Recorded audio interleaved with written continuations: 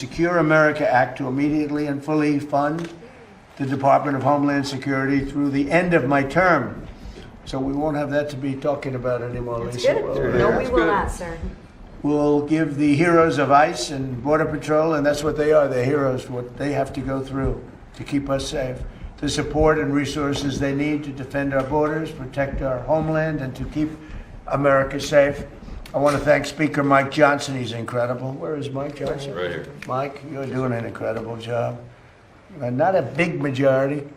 Just Rather have 40 or 50. I don't think you'd know what to do. We have. No. He'd say, "What are we doing?" That'd be no fun. He's done an amazing job. Acting Attorney General Todd Blanche, and Todd is up, and I hear he's got tremendous support in the Senate, and he's got tremendous support everywhere. Actually, he's doing a fantastic job. And Secretary of Homeland Security Mark Wayne. Where's Mark Right Wayne? here, sir.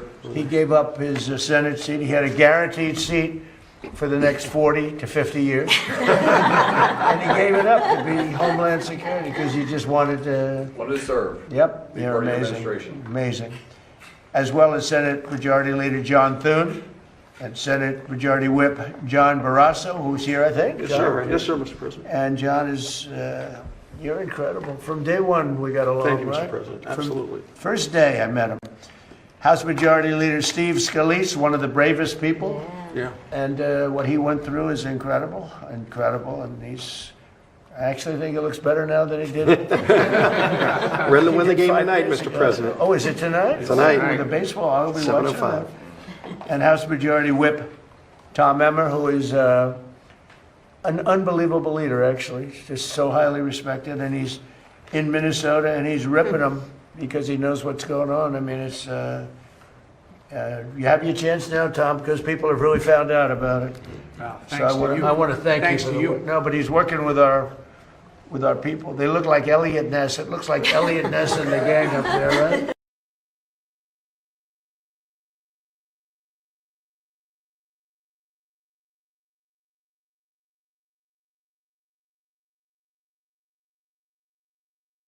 Nothing. They had a lot of very capable people running against him, and he just blew them away. So Lindsey Graham, congratulations, and Chuck Grassley, Rand Paul, who's here. Hi, Rand. Boy, oh boy, it's nice to have Rand. It's a good thing to have Rand. He knows what's important.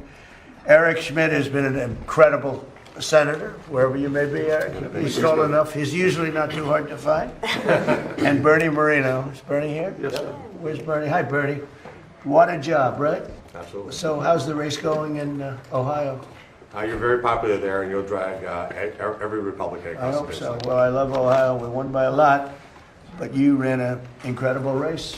It was. A big assist. They weren't giving him a big chance, and he ended up winning quite easily, right? So it was. Thank you. It was great.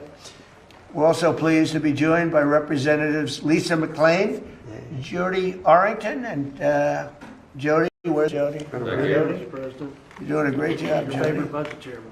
Andrew Garbarino, Laura Lee, thank you. Riley Moore, a newcomer who's doing really well. Guy Reschenthaler, Derek Van Orden, as well as Angel's sister, Chris Story, you know that? Yeah. Fantastic. And we appreciate it, Chris, we appreciate it. Thank you. For more than, thank you very much, appreciate it, being here. Gone through a lot.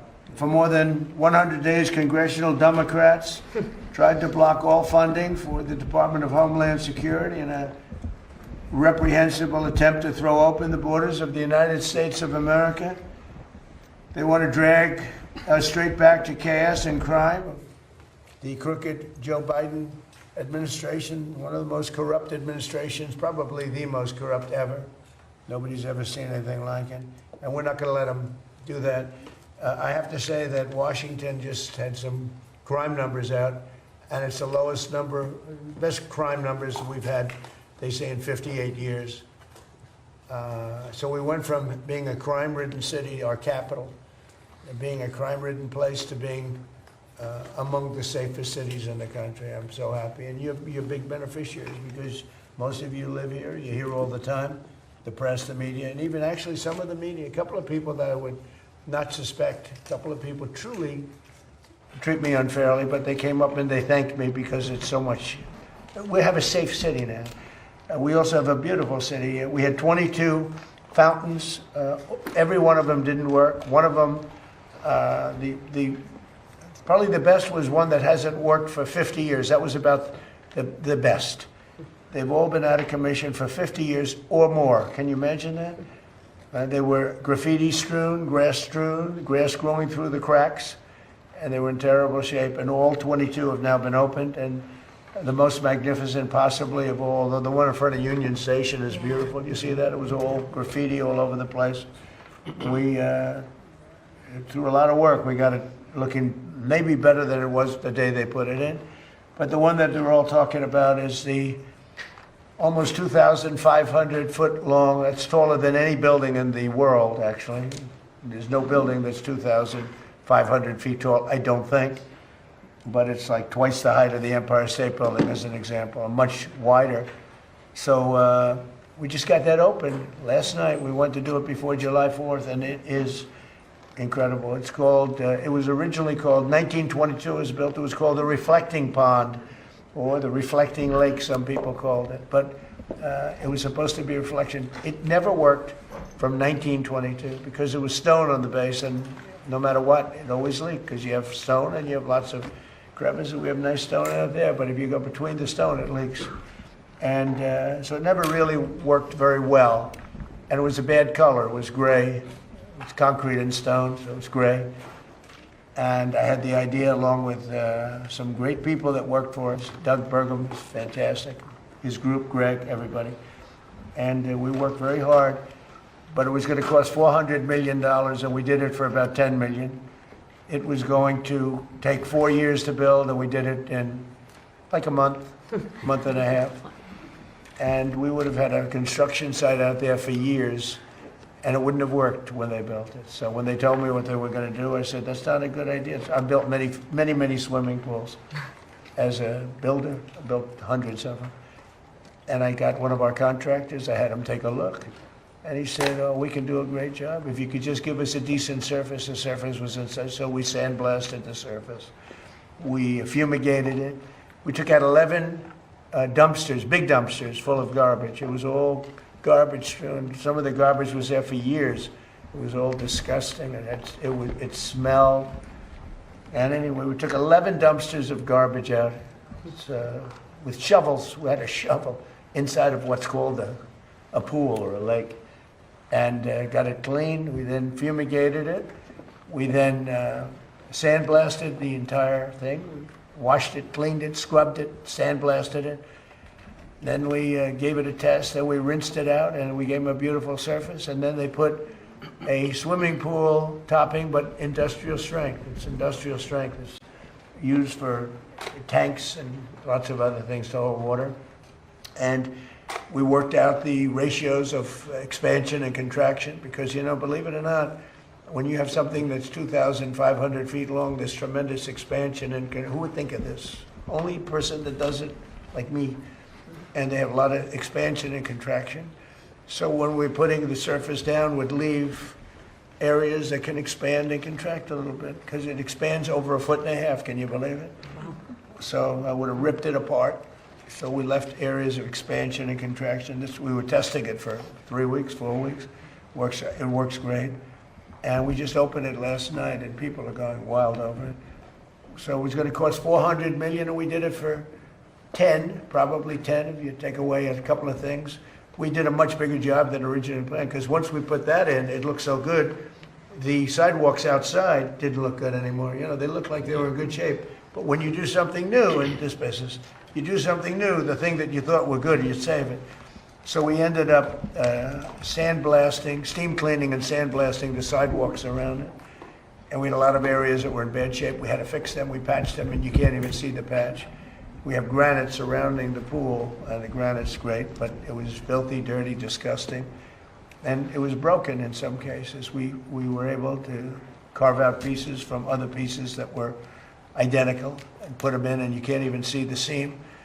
And it's like a beautiful, it's in better shape than it was when it was built. I told you, from 1922, it never worked because it always leaked, because it had a stone base, the water leaked through the stone.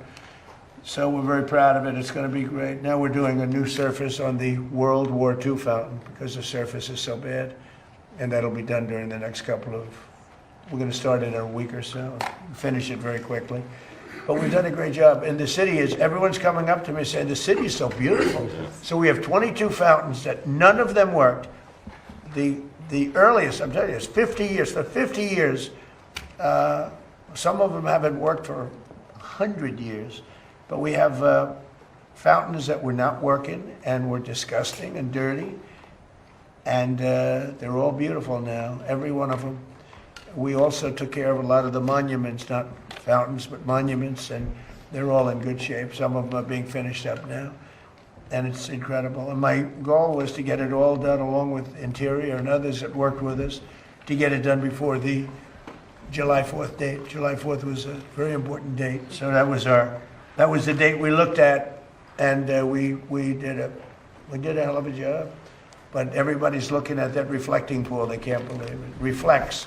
We used a dark blue.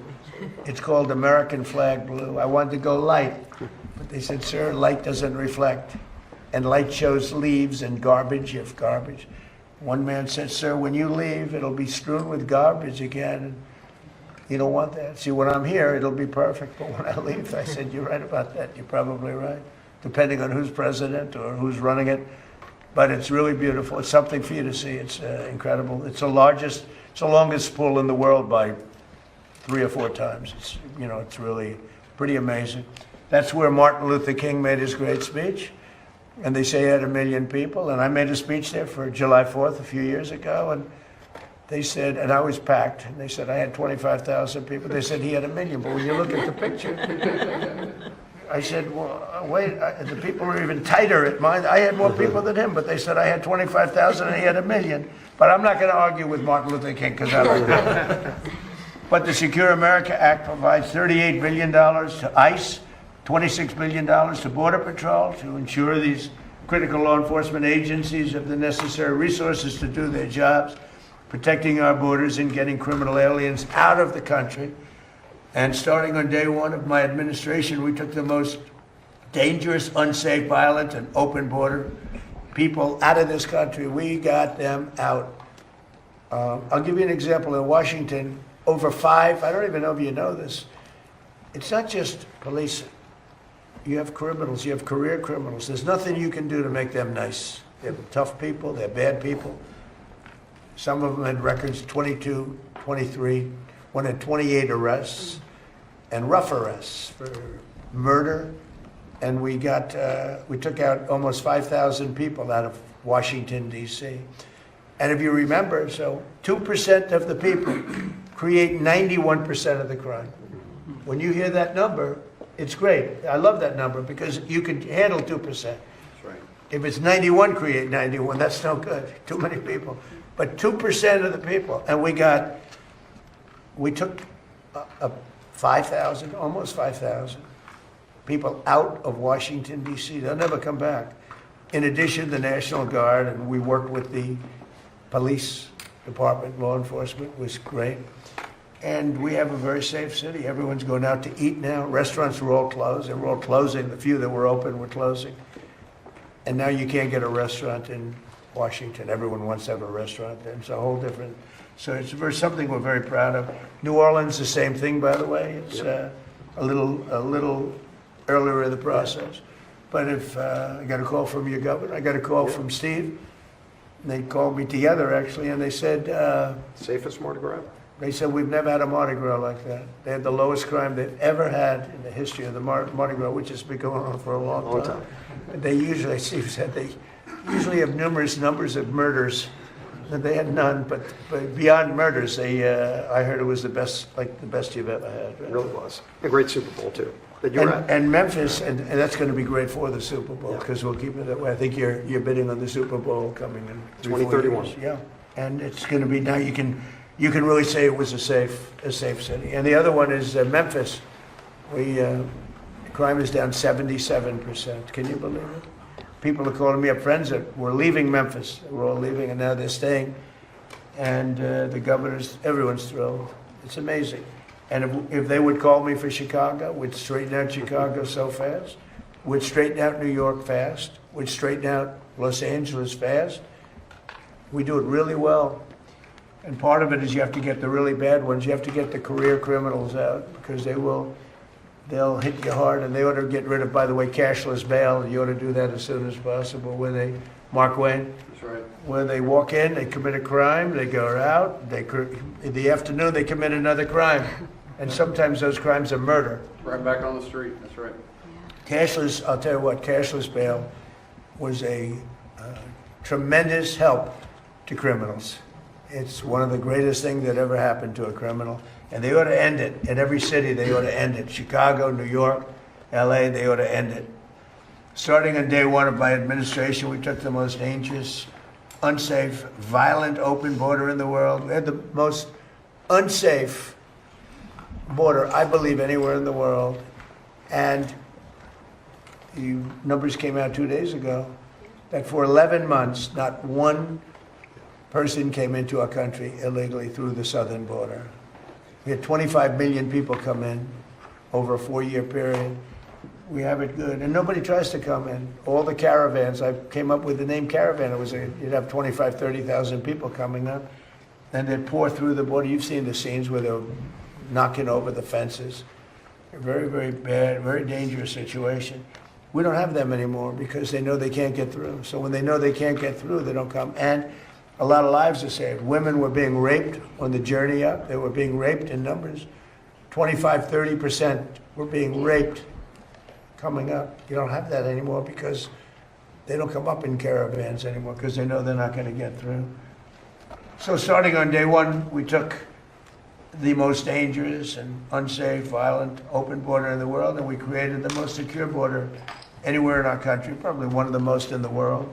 I believe it was the most insecure and unsecure border anywhere in the world because there's no country, even a third world country, that has a situation like that where you'd have criminals just walk across totally unchecked.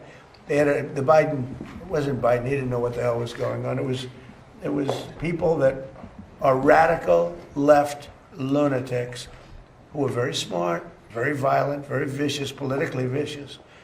And they allowed this open border policy where millions of people came into our country, unchecked, unvetted, people from jails, people, drug dealers, people from mental institutions. Jails and mental institutions from all over the world were emptied out into our country. And we've got a lot of them out. We have a ways to go. It's very tough with the courts because the judges have been very terrible. They've been terrible. Very sad. But we're fighting our way through it. We have made this in fact, we made it a country that, as you saw last month, they said we had the lowest murder rate that we've had.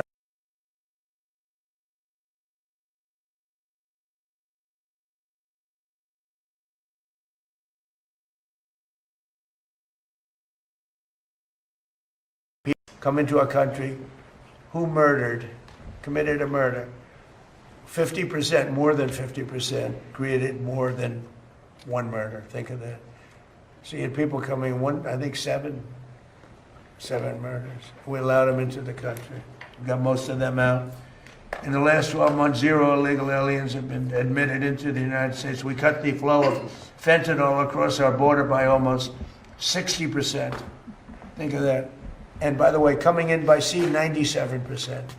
And we're looking for the 3% because we think they're among the bravest people. We cut them down, right, Mark? Yes. We cut it down 97%.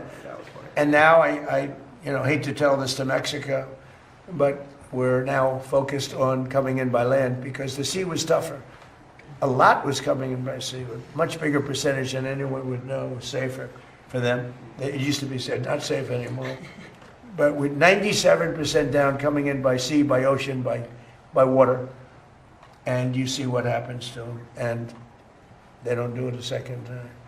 They were totally unchecked. When they did capture somebody, they'd bring them in, they'd book them, and then let them go, and they'd go, and they'd be back on their boat the following night. So we're doing a great job. In the last 12 months, the numbers have change in this country like nobody's ever seen before, but 0 illegal aliens have been admitted. And that's made by largely Democrat people. Those lists are made. And I find it hard to believe when I say 0. There must have been some, but they say 0, and it's very close to 0. It's hard to believe. You look, they used to have that certain areas on the other side of the wall. I built over 1,000 miles of wall. Without the wall, you couldn't do it. But I built over 1,000 miles of wall. We're building more now in certain areas where you need it. But nobody's ever seen anything like this. They had plazas where you'd have thousands of people standing in those plazas. They were built. They actually made them out of concrete because the land was so disgusting and dirty, and it was so muddy and horrible. So they put massive concrete plazas on the other side for people to wait getting in. There's nobody on them. There's nobody. They took a picture this morning. There was nobody on any of the plazas. They have 4 of them, big ones, where they come and stand by the thousands. There was nobody on the plaza, so it's really amazing. I want to speak about it in my speeches. I made a speech last week, which is really wonderful. Wisconsin. That's right. And I wanted to speak about the great job I've done on the border. And my people said, "Sir, nobody cares about that." I said, "What do you mean?" I got elected on that twice, actually, because I got elected the first time in 2016. And after I left, it became horrible. Horrible. Second time was far worse. What it was in 2024, it was so bad. Far worse than 2016. 2016 was like a pleasure trip by comparison to what it became. It became worst in the history of the world. I don't think there's ever been a border where 25 million people came across, all unchecked and unvetted. You can never let that happen. We can never let that happen, what happened to our country again, because no country can stand it. No country could have withstood what these people. We had a border czar who never saw the border. We had a border czar who never called, never once, the people that were giving good paychecks to. They never called up ICE. They never called up the Border Patrol, who are phenomenal people, by the way. She never once called them. She was the border czar for 4 years, almost 4 years, and she never went to the border, and she never called up. I used to call them all the time, Paul, Brandon. I used to call them all the time and say, "Hi, how we doing on the border?" "Sir, we're doing okay." But they're great people, amazing people. She never called them. We had the worst border, I think, of any country in history. No third world country would allow people to come into their country like that. So the bill provides crucial funding for domestic law enforcement investigations and combating child exploitation, continuing our work to restore law and order across our nation and to protect America's youth. We're so proud. We're so proud of Washington, D.C. and the National Guard, the job they've done. And we've worked with the Washington, the Capitol Police. They're great people. I've gotten to know so many of them. Very simply, the radical left Democrats, and I'm going to use that term a lot because they're dumb. I mean, who wants open borders? Who wants transgender mutilization of your child? Who wants that? Who wants men playing in women's sports? They're dumb. They're Democrats. They have the worst policy of anybody. I watched that thug that's up in Maine. He's a thug. And they're trying to make excuses for him. I mean, he's worse than any human being that's ever run for office, probably. I don't know him. I don't want to say bad, but I just, look, I mean, nobody's ever had a record like that. And you'll have Schumer. He goes crazy over this or that, or Epstein. This guy. Why are they talking about him? He said, well, we don't know, but this guy's got a rap sheet. I've never seen anything like it. He's a thug. I know thugs. I had to deal with thugs. I built a lot of buildings. I dealt with the toughest people on earth. I dealt with worse than thugs. This guy's a thug. He's a low-level thug. And he's running to be a senator, to work with Eric Schmidt. Great, Eric will handle him, I think. To be with Barrasso, who the hell do we have to be with Rand? Now, Rand would be very interesting with him. Rand would figure it out, it'll put him away. But this is a thug. He's a cheap, no good person. And I watch these senators, the Democrats, and, well, we don't really know. You do know. He's as bad. I've never seen a person like that run for office. And the guy from Texas, different, but he's terrible too. He's terrible. These are radical left communists. But I watched this guy this morning, and he was so bad. He was so bad. He's a bad guy, you know, just a bad guy. He must be laughing up his sleeve when he looks at these idiots going like Schumer, well, he's okay, he's okay. He's not okay. Can you imagine if the Republicans had him? Oh my God. How about if we had him, John? So Wouldn't let it happen. well, I think, I really believe it. If it meant losing the Senate, you would not let that happen. Correct. It's just a terrible thing. I mean, I watch it happening. It's unfolding. It's really history because there's never been a guy like that that's ever run for office. And at any level. I don't think at any level. And the excuses, they come up every day. Somebody comes forward with really proven stuff. Even his business, you know, he's not a businessman at all. His parents supported him. Guy's a loser.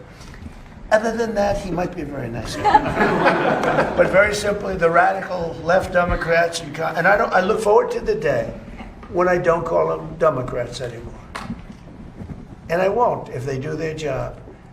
If they want to stop crime, if they want to lower taxes, if they want to do the education, the good things. There's so many things we can do together.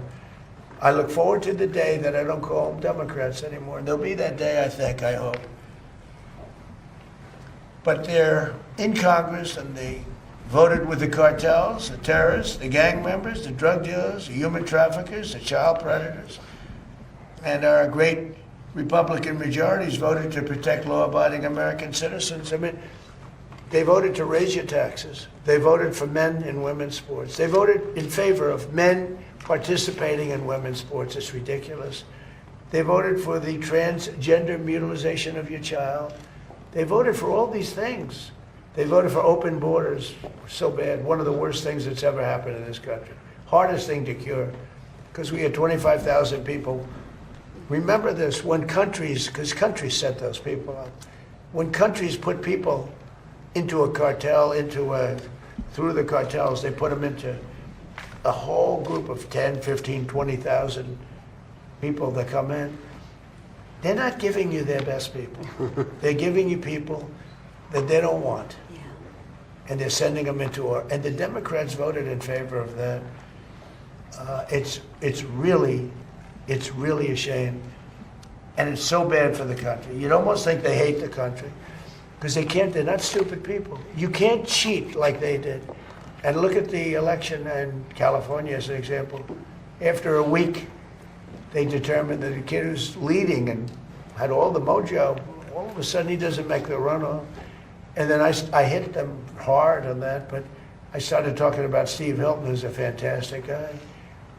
And I saw them say it was going to be 2 weeks before they knew. And I started hitting them. It's going to happen to Steve Hilton too. It's watch. You got to watch. And they approved Steve Hilton very quickly. They didn't want to. There was too much heat on him. The only reason he got approved, he had all the votes he needed, probably to be first place. But the only reason they approved Steve Hilton, it was going to be 2 weeks. They said it. And then they approved him that night because the heat was on them. Because they're cheating dogs. And you can't have a great country when that happens. That's why Los Angeles, that's why that state is in such trouble. It's the most beautiful place, best weather, maybe anywhere in the world, but it's in big trouble. So we're going to have a tremendous success. The people alongside of me are amazing people. They're amazing people, every one of them. I know every one of them. They're amazing people. They love the country. They want to do right for the country. And if you have any questions, please, let's go. Mr. President, on Iran, you posted this morning about Iran. You said that they've taken too long to get to a deal. I want to make sure I quote you correctly. You said that now they will have to pay the price. Yeah. What did you mean by that specifically? Well, we're going to be attacking them, and attacking them very hard. You're resuming bombing? Yeah, well, we are. Based on the helicopter, I guess we have the right to do that. You know, they shot down a very incredible, actually an incredible machine. And at first they said they didn't do it, then they admitted they did. It was sort of easy because we have the bomb. We actually have the bomb. Got very lucky that bomb didn't explode. That bomb was lodged in the helicopter, it didn't explode. It was on fire, but it didn't explode. Those two guys, they knew how to fly, but they got very lucky. And then we had the unmanned boat going very, very fast, at speeds that you wouldn't want to go. That's why it's unmanned, I guess, because nobody can go in that. But they rescued, so both people are, fortunately, the pilots are okay. No, look, I've been working with Iran for a number of months, and they should sign their deal. It's a good deal. It doesn't give them the right to have a nuclear weapon. In fact, it totally prohibits them from ever having a nuclear weapon. And it was just tap, tap, tap. I don't know what they're doing. So they then shot at our helicopter. Very expensive helicopter, by the way, but much more importantly, the two men, fortunately, they're okay. But an amazing rescue. If you ever get a clip, you won't believe the rescue, how cool it was. The equipment we have. Look, we have the strongest military in the world. And I gave them a break at the request of Pakistan. The Field Marshal and the Prime Minister of Pakistan are great. We stopped them from going to war with India. You would have had a nuclear war if it wasn't for me. But they became friendly to me, very friendly, and they're close to Iran, and they worked, and they still are working on trying them to do what's right. But we want a deal that's meaningful. We want a deal that works. We don't want to just have a Barack Hussein Obama deal, JCPOA, the worst deal. That was a path to a nuclear. It's the exact opposite. You know, I like on television, they say, oh, they should have kept that deal. First of all, it was over. It was a short-term deal. But that deal was a path to a nuclear weapon. This is a path against a nuclear. You can't have a nuclear weapon. His was a path to a nuclear weapon. They were developing, during his administration, nuclear weapon. If they had a nuclear weapon, there'd be no Israel, there'd be no Middle East, and they would have absolutely shot at us. So we'll see what happens. But we hit them hard yesterday, and we're going to hit them again hard today, in case you miss it, in case you don't turn on your television set. And we'll see what happens with the deal. We were really close to a deal, but they keep tapping us along. They keep playing us for suckers because, you know what? They dealt with some very stupid presidents. I have to say that. I'm embarrassed to say it. Some very stupid people were sitting here. Yeah. Mr. President, you mentioned the Senate race in Maine. Are you all in supporting Susan Collins? Does she have your full support and endorsement in her Senate She does, re-election? because she's a sane woman. She's not my best friend at all. These guys are. I get along well, but I have some. But she's a sane person. And she's a person that never missed a vote in many years. I mean, she's like had 10,000 votes. She had 10,000 votes. She never missed a vote. Unfortunately, because sometimes she voted against me. You know, look, she's a sane woman, and she's a respected person. Maybe a little different ideology than me, but this guy is a thug. He's a fake thug. He's a phony. I've made a lot of money picking out phonies. He's a real phony. He's a bad person. Mr. President, are you going to go back to attack, or are you thinking of attacking Iranian power plants and bridges as you've... Well, I'm not going to say that to you, but I could do that. Look, I could knock out. We have the most powerful. I built the military with these people approving it. They approved numbers that nobody would have ever thought we would have been. But we built it. We gave a lot to Ukraine through Biden. He gave a lot of money, a lot. But we're in great shape. We have a lot of storage capacity. But he gave a lot. And if you look at what's happened, when I left, our cupboards were full. He gave it. Now I sell it to the European Union, and they give it to Ukraine for the most part. But we have the strongest military anywhere in the world, and sometimes you'll have to use it. And we have to remember, and when people hear this, Iran very simply cannot have a nuclear weapon, and they won't. And they've agreed to that. All they have to do is they have to start signing a paper. It's fully negotiated. We have a fully negotiated, but they're tapping and tapping. And I say, all right, let's give them a couple of more days. They're tapping because it's a meaningful paper. They know when they sign that paper, it's meaningful. The Obama deal, JCPOA, one of the worst, one of the dumbest documents I've ever seen. Yeah, please. Go ahead. Mr. President, when are you meeting with tech executives about the government taking stake in AI companies, and what could this partnership look like? About AI? Yes, sir. Well, I can say this, we're having a meeting with them. It's an amazing industry. It's bigger than any industry anyone's ever seen. We are leading China by a lot. And, you know, whoever leads that is going to really lead the world to a large extent. That's how big it is. I'm going to have meetings with the top 12 or 15 executives very shortly. And we're talking about giving back something to the public. And if we do that, the public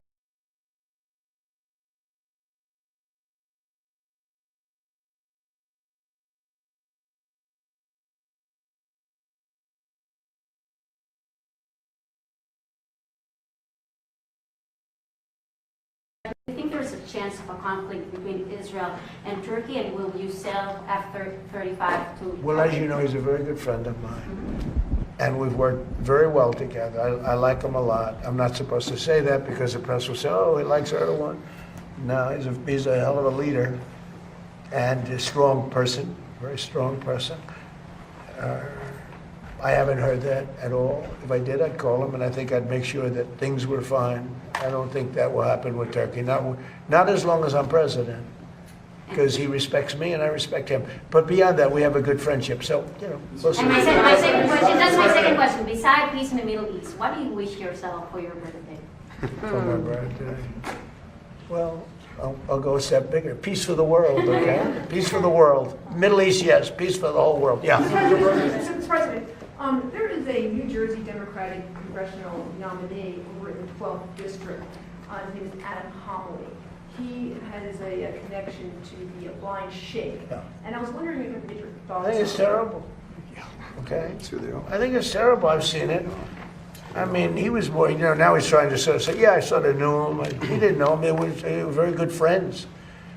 And you look at you go back and look at what happened during that period of time. He was a witness at the trial for him. He was a positive witness for him. He said the most glowing things. The guy knocked down the World Trade Center, admitted that he knocked down the World Trade Center. I think it's another one, if you look.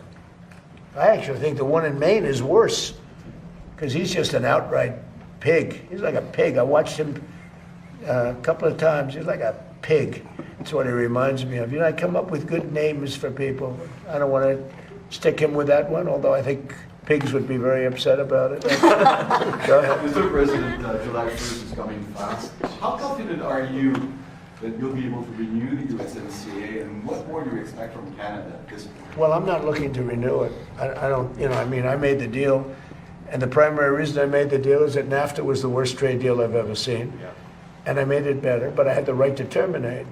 And, you know, with NAFTA, we didn't have the right to terminate. I had to get these senators to approve that deal. That was a tough thing, congressman too. NAFTA had no termination. So, I mean, I've never said this before, but I'll tell you what my thinking was.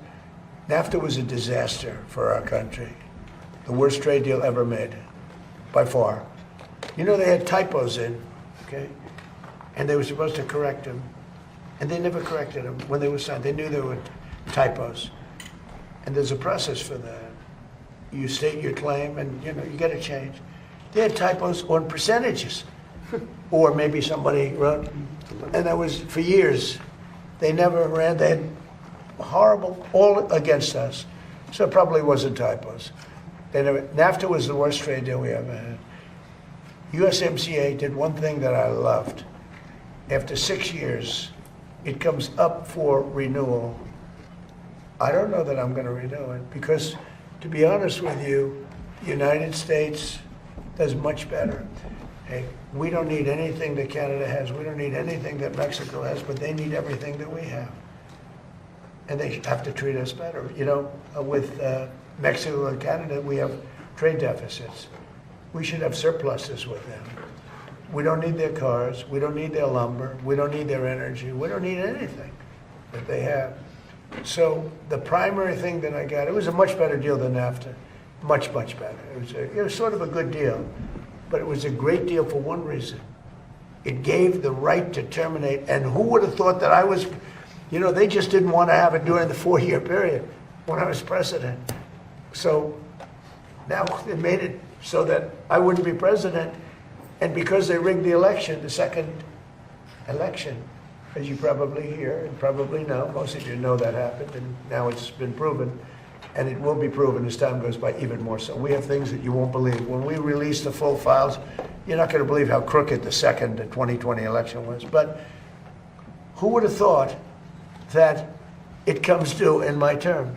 I mean, this was, thank you very much. So it was very important that we be able to do that. So we're talking to them. We'll see if we do something. Mr. President, just before we came in here, you posted about Bill Pulte and that he'd be starting the job early. You said he's going to be downsizing the DNI. Can you talk about your Well, yeah, thinking people there? have wanted that downsized for a long time. And many people don't want it at all. Does that A mean lot of cutting people thought it was a intelligence jobs? duplication. Yeah, a lot of people thought it was a duplication. He's done a great job at Fannie Mae. And, you know, you take Freddie Mac, Fannie Mae. The value of that has increased so much since I've been in charge. You know, I had the right to sell that. And in my first term, a group came to see me wanting to buy it. And they offered me exactly 10% of what it's worth today. And I didn't want to do it because I didn't want to look foolish when they flipped it a year later for hundreds of billions of dollars more. So I kept it. And I put him in charge as soon as I got here. And he's done an amazing job. Could be worth $1 trillion. That's a pretty different portfolio, though. Well, it is, I know. But, you know, smart people are smart people. I always say I'd rather have smart than experience, but experience is good too. I would say this, he's going to be there for a short while we pick somebody else.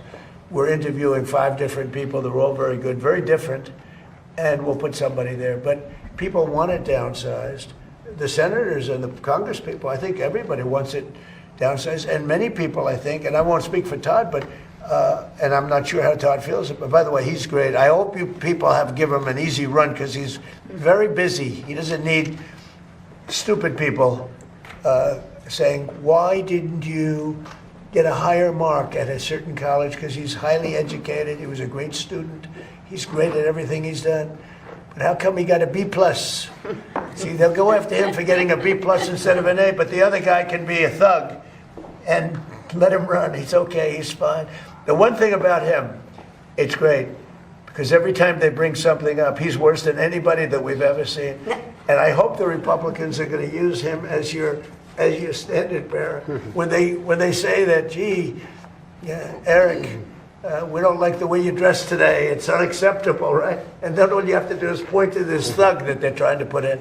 So pretty much that's the way it is. He's going to do a good job. He's going to be there for a very short period of time. He will be superseded and replaced by somebody that's going to have the job permanently. Okay? What do you think of the president? Democrats saying they'll hold up the... I don't care what they say. Democrats. They're not Democrats. They're Democrats. They're dumb people, yeah. But you need their votes.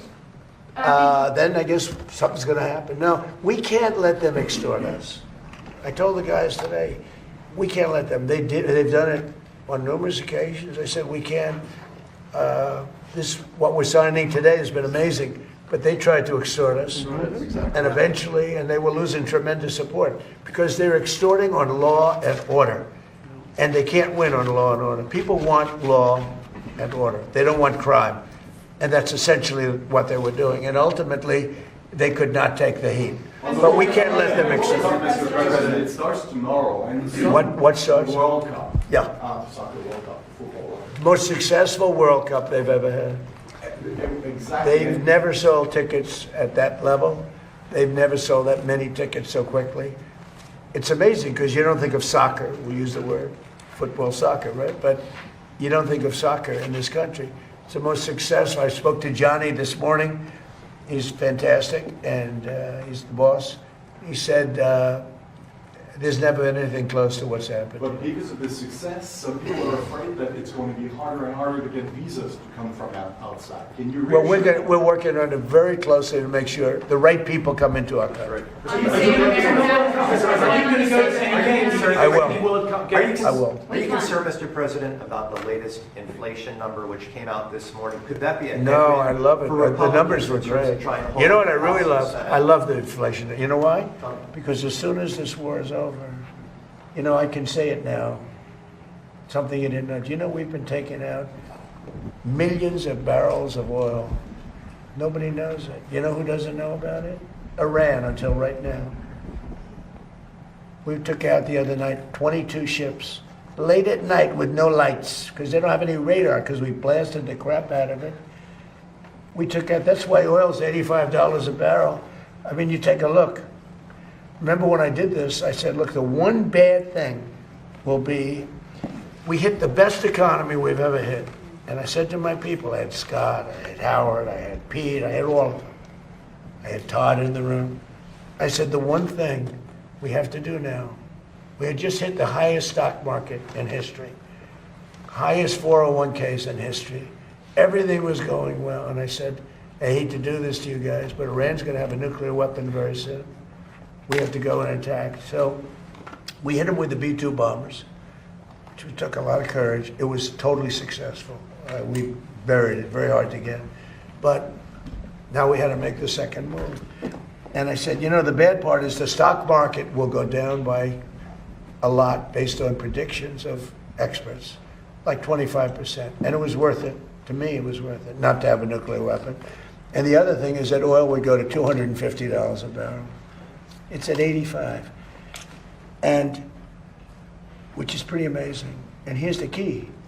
We just hit today another stock market high. 74, in my short time here, 74 days we hit stock market all-time historical highs.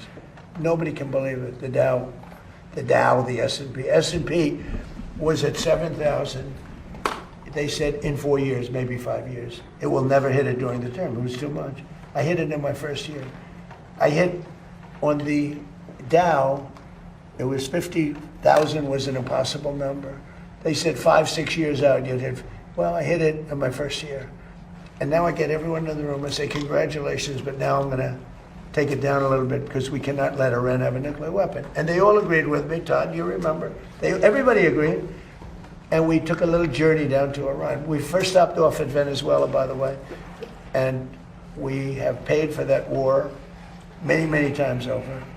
And we have great relationships with the people of Venezuela. We get along with them great. It was a great success. It was a one-day war. It was really, to be exact, 48 minutes of fury, and it was over. And Venezuela is doing great. Relationships with the people are great. It's become a happy country, believe it or not. I mean, it's become a happy country. And we're taking out millions of barrels of oil from Venezuela. And then we went to Iran. And essentially, we've done the same thing. It doesn't look as pretty, but there's no Navy. 159 ships at the bottom of the sea. There's no Air Force. All of their planes are blown up. Most of their drones are gone. Most of their drone-making ability is gone. Most of their missiles are gone. All of their leadership is gone, so they replaced it. All of that leadership is gone, so they replaced it. And that's the people we're dealing with now. And I think they're going to want to make a deal, but we're going to find out. Inflation to come down between now Oh, and when the war is over? Yes.